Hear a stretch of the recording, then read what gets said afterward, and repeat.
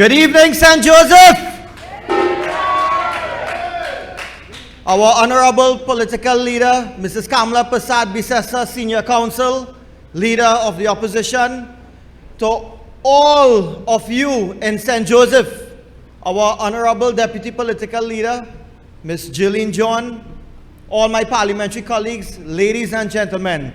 Let me start off first by thanking, on behalf of Shogunas West, I want to thank Anil Roberts, Neil Gosain, I want to thank Vishnu Kunkun, that whole St. Joseph executive, and all of you members of St. Joseph, doing a phenomenal job. Ladies and gentlemen, when I was on the way here, my wife who is in the audience, she told me, she said, listen, don't talk long, you know. I just want to hear the Deputy Political Leader, Jillian John, tonight, so make it quick. And I myself want to hear from the warriors tonight. I just want to share maybe two thoughts with you all. You know, there's this man called Reginald Amos, Senior Counsel. Right? This man, right now, occupying the office of the Attorney General. Mrs. Kamala Prasad Bisesa bust some marks on him that he's still reeling right now. The talk is he sent a resignation, but Rowley refused to accept it. I don't know how true it is, but only time will tell. Tuesday, MP Saddam Hussein and myself, we felt ashamed for this man.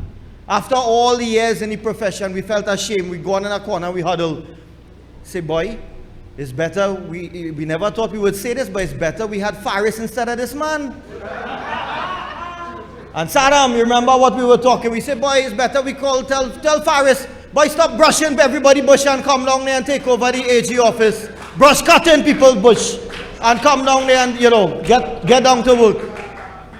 But this man, you see what David Nackett said, and all, you're lucky, you know, this man fast hold it today, otherwise Nackett was still talking here tonight. David Nackett and the other members, Rowley have a way when he started to talk. Everybody asked this man, a Miami court say, Reggie Amor disqualified. Rowley come and he say, no, me, I don't know nothing about no disqualification. I know about a recusal. Well, that is after Saddam bust the mark on him. That is after Saddam bust the mark on them, how much time they recused from the cabinet. So that is the only word he know. But you have, should be good. He only know about recusal. He don't know about disqualification. They have a way, when you start to talk about how failure taking place in education, you will hear Anita Haynes and you will hear MP Khadija on that. They will tell you, no, education not failing. We need to attack the concordat. So they want to attack the things that actually working. You tell them something taking place in the country and is crime-ridden. They say, no, it's not crime-ridden. We have to clamp down more on all the law-abiding citizens. So they just do things in reverse. So Reggie Amor, the man gets found lying on an affidavit, saying he's a junior lawyer, he was a note taker. All you tell me, you can ask MP Saddam, you can ask Brian Big, I see Jayanti Lakshmidiyal here. You can ask the lawyers, they will tell you. If you sit down to represent anybody accused of a crime, or having committed a crime, the first thing you have to do, if you are part of that team, is you have to take instructions. You can imagine going and telling a lawyer something and the lawyer just sit down and watch you in your face and go on in court and he forget what you tell him. That is what this man wants you to believe, you know.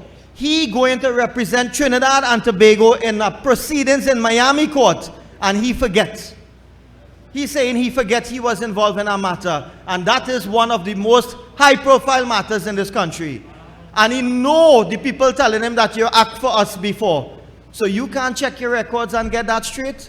And again, I come back, if you're a lawyer worth any salt, the first thing you know you have to do is you have to sit down and take instructions as to what the defense is, because you are being accused of a crime. So you have to take that information. So you can't remember that, and these people telling you that on an application in Miami, and you go on and write a set of garbage. So we have to ask now, why did you do that? You are senior counsel. How could you make a mistake? So that is something that you all, the people, must judge that. But I leave Amor there for now. When we get to what took place on Tuesday, and this is what I really came here, I want to share with you all tonight. You see, this party, United National Congress, I have never been more proud than now to be a member of United National Congress. I want to tell all you something. People don't know the kind of work that's going on behind the scenes, you know. All you only hear Anil big mouth, but when you see mouth quiet, the man doing real work, you know. Anil, you're surprised that people ain't know your mouth could be quiet. When Mrs. Prasad Bisesa, and this is what has happened when we say parliamentary caucus, don't feel them fellas breaks in all day. I want to hear about your drinking and thing, the pothole. They have work to do. And when you see Friday night, into Saturday, once they knew we got notice, MP Saddam will tell you that we're going to debate bail bill. She said, okay, and this is a normal thing. MPs, coordinators, get on the ground and find out what is the word. You see, a matter like bail bill, don't get tied up, you know. Everybody had to comb some part of the constituency to find out what was the word in the ground. How do you feel about this? And when you see you get that, you have to come up in the headquarters and you have to report back and say, this is what my constituency is saying. And when you report that, we say, okay, what you as a member of parliament, what you as a coordinator, what you as a senator think about it. And you have to start talking the law. And that lady is a senior counsel. So imagine the kind of work you have to deliver in front of her. Friday night and Saturday night, you get a call saying, we have to come down there. 2 o'clock in the morning, everybody fishing now. We had to reach down headquarters. 2 o'clock in the morning, you know. That's the message that came. So you had to find yourself down here now. Drop what you're doing. And I think MP Saddam was the last one to leave Sunday night. He left about 9:30, 10 o'clock. I run away. I say, Saddam, you handle from here, you know. But this is the kind of work. And you know what happened? That is the kind of work that went into seeing the defeat of that bail amendment bill. Rowley come today. Here Rowley in a press conference. He said the bail bill didn't get defeated, you know. It's the Trinidad and Tobago people who get defeated. It's them who caused this. You have your AG come and pilot something. I just want to explain something quickly to you all. You know what is a sunset clause? Anytime you come with a piece of law and it have a sunset clause, it means that if that time is coming to expire, the sun is going to set on that piece of legislation. Just like the anti-gang bill, that's what happened here with this one. And when the sun coming to set on that piece of law, you know what you have to do? You have to say, okay, what is the efficacy? How is this law working? Is it working? And we didn't oppose it, you know. We just asked the government, you tell us how this piece of law working. So anytime you're passing a law, and I hear somebody, some senator, I think Jayanti Lakshmi, I'll deal with him good and proper, asking what has changed for the opposition. Partner, you're wrong side. Put on your pants correct, no man. When you have to deal with these kind of things, when you have to deal with these type of laws, it's not for the opposition to say what has changed. It is for the government to say that the law is working, and that's why we want to change it. We want to extend the time for it. That's for us, and we just asking a simple question. So the sun was setting on that law. That's why you call it sunset clause. And they couldn't come and say it was working. Plain and simple, you know, it have no law in that.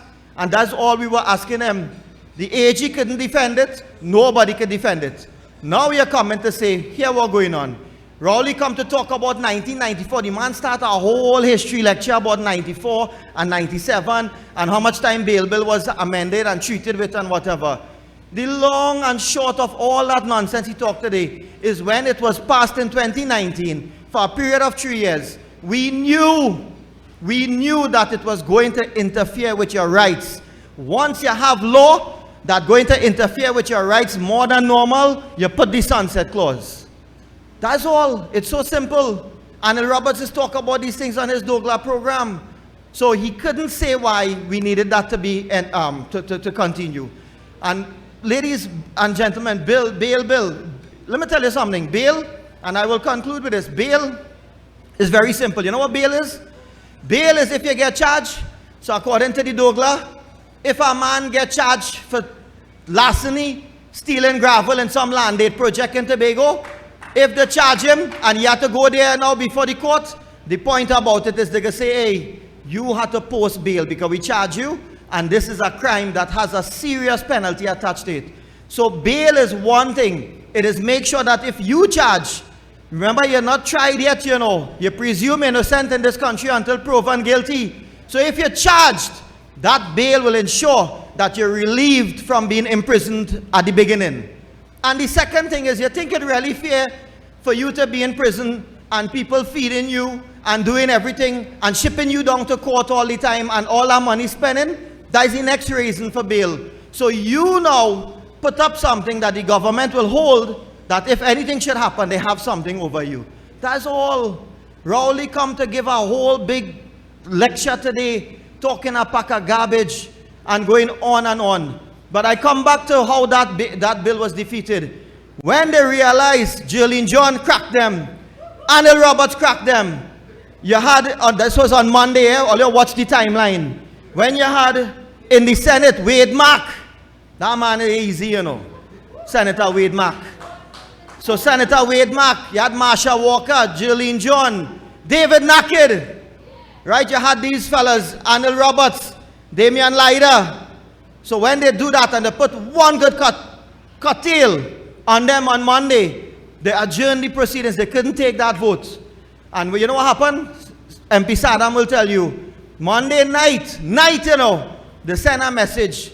They say, hey, we can't debate what all you want to debate in the House Day tomorrow on Tuesday, you know.